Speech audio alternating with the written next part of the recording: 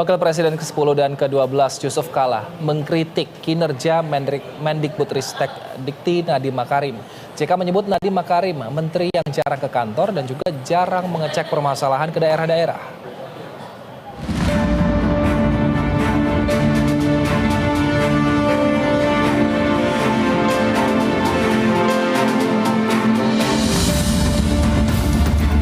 Kinerja Mendikbudristek kembali menjadi sorotan. Kali ini Wakil Presiden ke-10 dan ke-12 Yusuf Kala yang menyampaikan kritik terhadap Nadiem Makarim. Kritik tajam terhadap Nadiem disampaikan Yusuf Kala saat menjadi pembicara diskusi bertema menggugat kebijakan anggaran pendidikan. JK kemudian mengibaratkan kementerian seperti perusahaan di mana pimpinan atau CEO sebagai tonggaknya. Namun jika tonggak kementerian jarang mengecek permasalahan ke daerah dan jarang ke kantor, maka hal itu patut dipertanyakan. Kementerian Pendidikan, Kebudayaan, Riset, Teknologi. Luas sekali, banyak sekali dipimpin orang yang jarang ke kantor. Bagaimana bisa jadi pendidikan ini? Minta maaf ya, karena saya minta ketemu di apartemen. Saya katakan aja supaya yang depan jangan lagi begitu pilih menteri. Ya, untuk hal tersebut. Karena bagaimana berapa anggaran dikasih? Kalau CEO-nya begini, bagaimana bisa jadi? Kalau saya punya perusahaan, yang pertama saya siapa di rute yang terbaik? Bukan berapa anggarannya, di rute gimana itu? CEO-nya gimana? Baru kita bicara program, baru kemudian bicara anggaran. Anggaran itu yang ketiga, bukan pertama. Orang dulu, apa programnya, apa yang mau dicapai, baru berapa anggaran untuk itu. JK juga mengimbau agar pemerintahan selanjutnya selektif dalam memilih Menteri Pendidikan Kebudayaan, Riset, dan Teknologi. Tim Liputan BTV. Dan untuk membahas lebih dalam terkait dengan hal ini, kami telah terhubung dengan Iman Zanatul Hairi, Kabid Advokasi Perhimpunan Pendidikan dan Guru P2G. Selamat sore Pak Iman. Selamat sore Mas Wilson. Baik Pak Iman, apakah mengetahui juga bahwa ternyata yang disampaikan Wakil Presiden Yusuf Kala ini adalah fakta? Nadiem Makarim jarang ke lapangan dan juga jarang ke kantor. Iya, kalau kami dari guru tentu tidak bisa mengecek kantornya ya gitu kan. Tetapi kemudian pernyataan itu mengandung kebenaran karena dampak dari kebijakan Pak Nadiem ini memang banyak yang tidak menyentuh akar persoalan di dunia pendidikan. Misalkan kita contohkan ya, untuk anggaran pendidikan dari APBN misalkan itu kan selalu naik dari tahun 2023, 2024 sampai 2025 gitu. Memang betul anggaran Kemendikbudristek ini hanya 15%, tetapi kemudian kebijakan yang dikeluarkan oleh Pak Nadiem ini saya contohkan misalkan yang sering kali diamplifikasi gitu ya di berbagai media itu adalah 26 episode Merdeka Belajar. Sebagai guru, kami melihat episode-episode ini tidak menyentuh ya masalah di lapangan, terutama untuk guru gitu. Makanya kami pernah melakukan pengecekan dari 26 episode yang sangat panjang tersebut, Kampus Merdeka, Guru Penggerak, Sekolah Penggerak, Asesmen Nasional, dan lain seterusnya. Ini kalau saya sebutkan bisa 3 menit sendiri. Ini ternyata tidak ada yang berbicara soal kesejahteraan guru secara langsung, dan juga dosen terutama.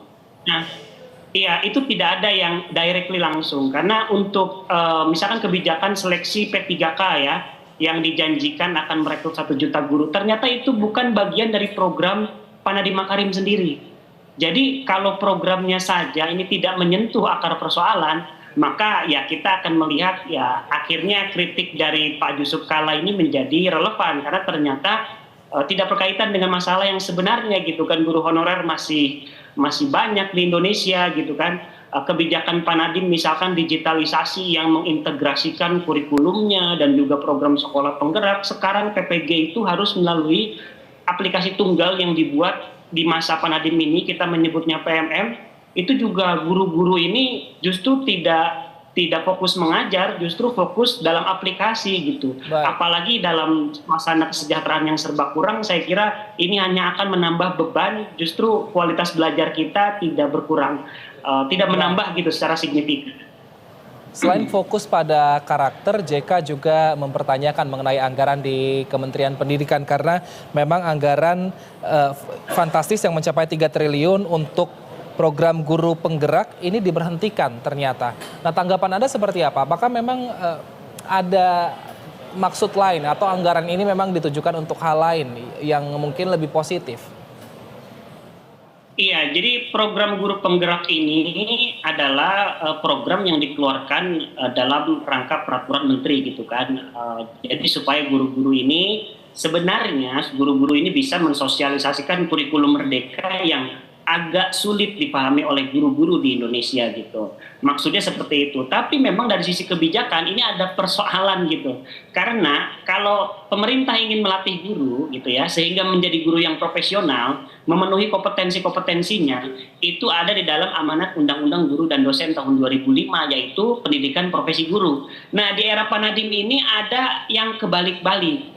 Jadi untuk menjadi guru profesional anggarannya sangat sedikit, hanya sekitar puluhan miliar, tetapi kemudian untuk anggaran guru penggerak itu sampai fantastis sekali, sampai sekitar 3 triliun. Dan kalau kami hitung sasarannya adalah sekitar ratusan ribu guru, itu kami melihat dalam satu guru itu pembiayaan pelatihannya itu bisa mencapai 19 sampai 21 juta. Sedangkan guru-guru yang mendapatkan pelatihan guru penggerak itu belum bisa dianggap profesional kalau belum PPG.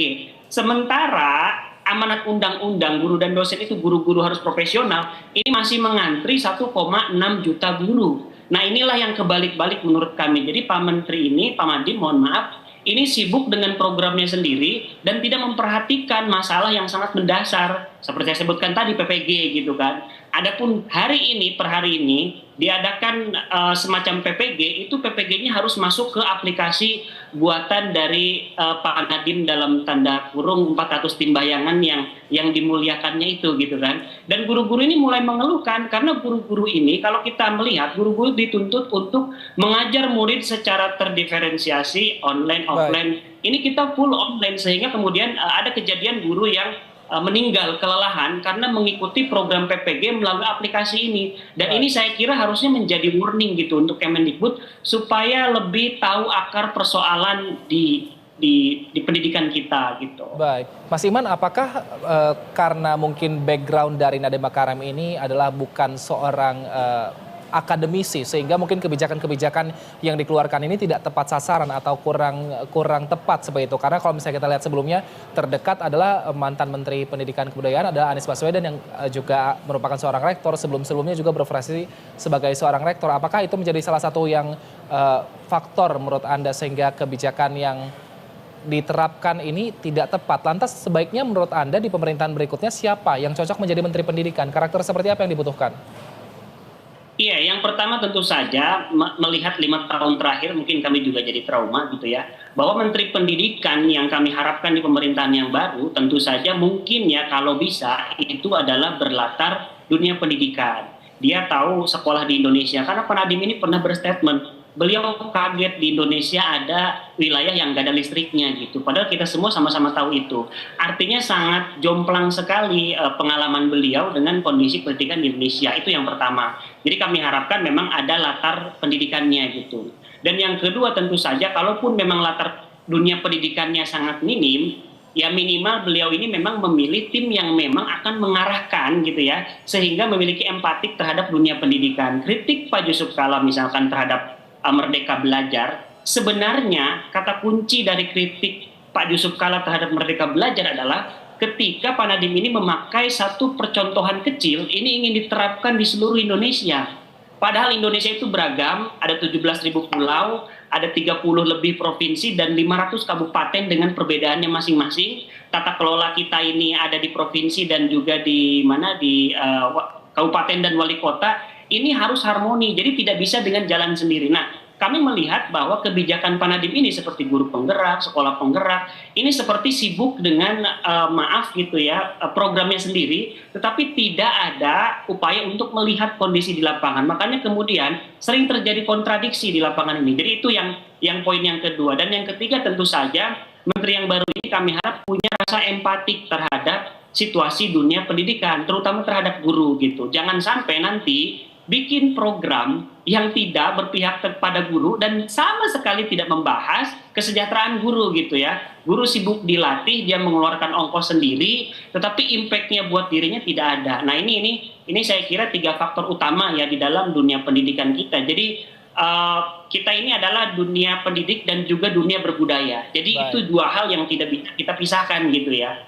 Itu menurut kami. Baik, kita harapkan semoga Menteri Pendidikan di era pemerintahan berikutnya ini bisa lebih mengenal masyarakat Indonesia dan juga sistem pendidikan kita sehingga kebijakan yang diterapkan nanti bisa tepat sasaran. Terima kasih atas waktu dan juga informasinya Pak Iman Zainatul Zahairi selaku Kabid Advokasi Perhimpunan Pendidikan dan Guru P2G telah bergabung bersama kami. Sehat selalu Pak Iman.